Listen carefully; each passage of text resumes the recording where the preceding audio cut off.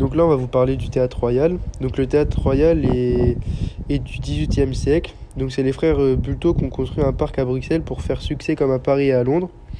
Les locaux de ce parc comprenaient une salle exprès pour les spectacles variés. Le public prit rapidement le chemin de ce carrefour qui est consacré au divertissement.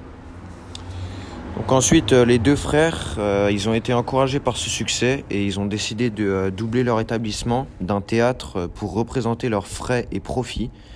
Ce théâtre est consacré pour des petits spectacles, quoique désigné par les journaux et le grand public sous le nom de Petit Théâtre, la salle devint dans le langage le théâtre du parc.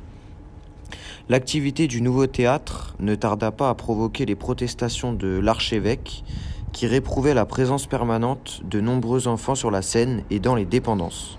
Pendant la guerre 1914-1918, le théâtre royal du parc est réquisitionné par les Allemands et ne donna que des représentations allemandes sous le patronage de la Bildungszentrale. En 1946, la direction du théâtre royal du parc est alors confiée à un groupe de 6 hommes de théâtre.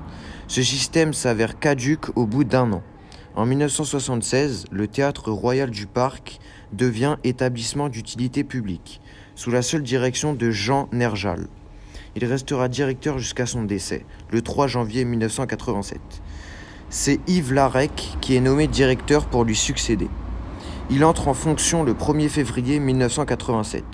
Sous sa direction, le parc se singularise par un programme où alternent les classiques et les créations contemporaines. Après 24 ans à la tête du parc, c'est Thierry Debroux qui succède à Yves Larec en juillet 2011.